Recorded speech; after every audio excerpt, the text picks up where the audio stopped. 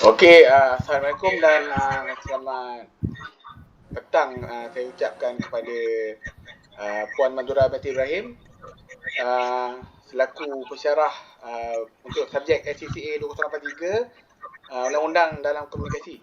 Saya sebagai wakil dalam kumpulan saya yang saya Farid Nazmi bin Fahmi, nombor matrik 284004 selaku uh, apa ketua kumpulan akan membentangkan tentang tajuk penyebaran berita palsu COVID-19.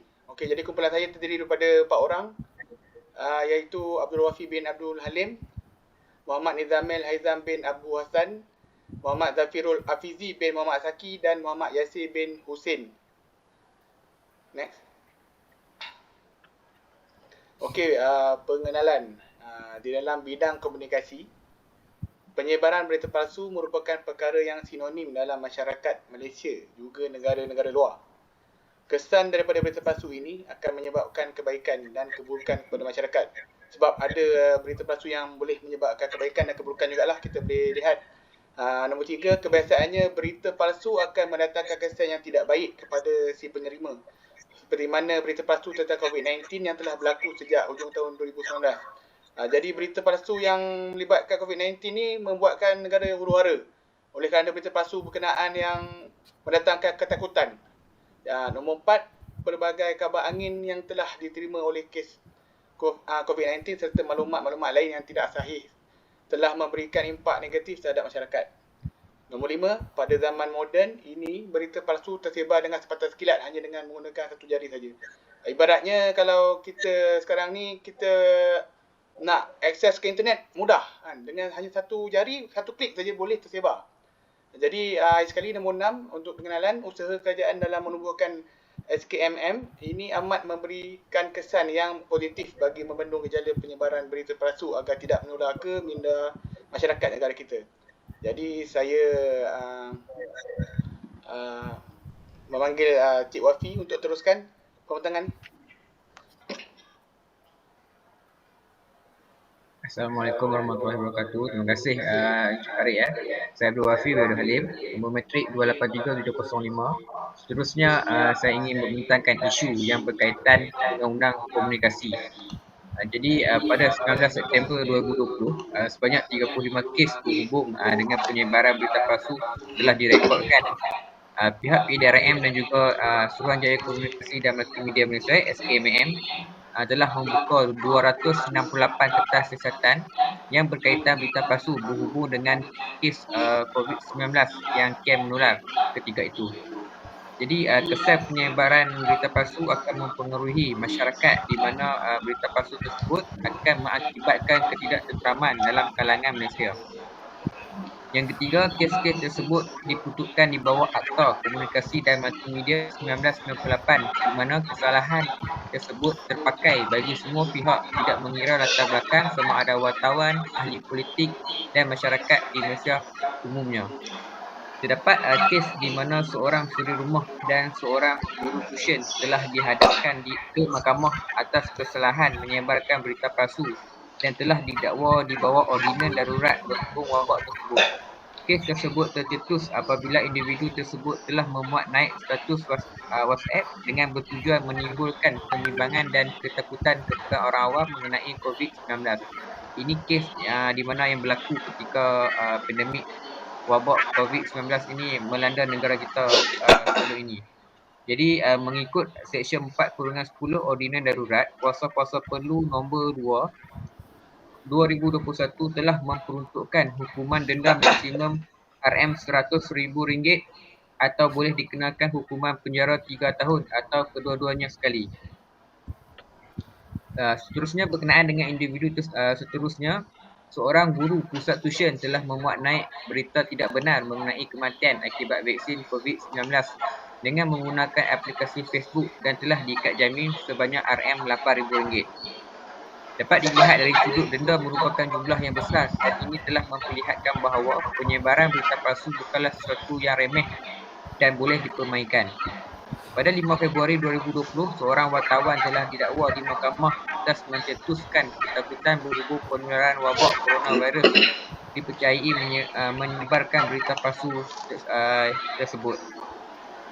Jadi yang terakhir adalah wartawan tersebut didakwa di bawah Seksyen 505(B) Kanun Keseksaan dan mahkamah telah membenarkan ikat jamin RM12,000 dengan seorang penjamin. Jadi ini sedikit sebanyak kes-kes yang berlaku sewaktu wabak COVID-19 melanda negara yang mana dapat memberikan kesan-kesan yang tidak baik sewaktu itu. Jadi saya seterusnya akan serahkan kepada Encik Zafirul Hafizi. Bismillahirrahmanirrahim. Assalamualaikum Doktor. Saya Muhammad Zafirul Hafizi, Pengamal Syaki. Akta Komunikasi dan Multimedia 1998. Pada 20 September 2021 yang lalu, Akhbar Tempatan telah melaporkan sebanyak 307 kertas siasatan telah dibuka berhubung penyebaran berita palsu ini.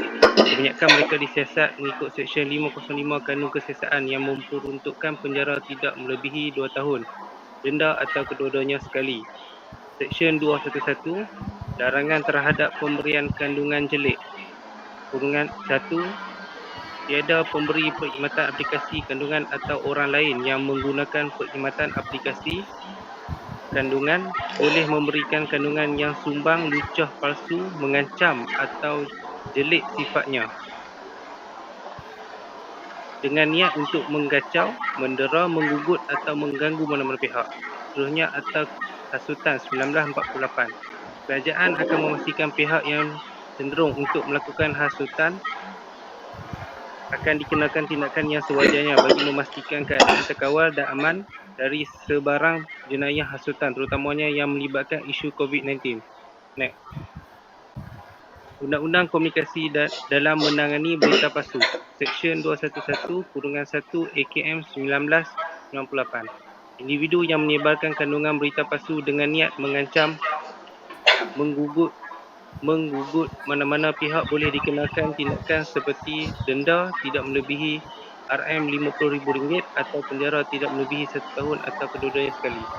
Kedua, Akta Fitnah 1957. Akta Fitnah 1957 melibatkan saman sivil terhadap individu yang melibatkan denda dan juga hukuman penjara.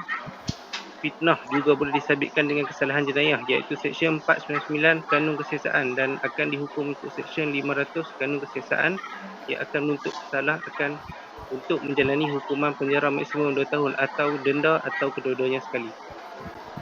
Seterusnya Akta Hasutan 1948. Menurut AKM 1998, hasutan di dalam media sosial boleh didakwa di bawah Seksyen 233 di mana pesalah akan dijatuhkan hukuman denda tidak melebihi RM50,000 atau penjara tidak melebihi 1 tahun atau kedua-duanya sekali dan didenda selanjutnya RM1,000 bagi setiap hari kesalahan itu diteruskan selepas pensabitan. Seterusnya saya serahkan kepada Muhammad Yasir.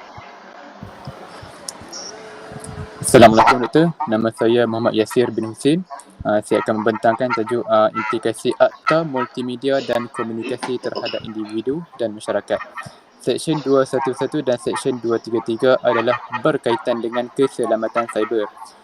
Yang pertama, Seksyen 211(1) menggariskan bahawa mana-mana individu atau pemberi perkhidmatan aplikasi kandungan tidak boleh memberikan kandungan yang berunsur sumbang, lucah, palsu, mengancam atau bersifat jelik untuk tujuan dan niat mengganggu, mengacau, mendera atau menggugut mana-mana pihak. Yang kedua, Seksyen 233 memperuntukkan kesalahan mengenai penyalahgunaan kemudahan rangkaian ataupun perkhidmatan rangkaian yang mana mengikut seksyen ini mana-mana individu itu tidak boleh menggunakan rangkaian untuk membuat atau menghantar sebarang komen, permintaan, cadangan atau komunikasi lucah, palsu, sumbang dan mengancam dengan niat mengganggu orang lain yang boleh dikenakan denda tidak melebihi RM50,000 atau penjara tidak melebihi 1 tahun atau kedua-duanya.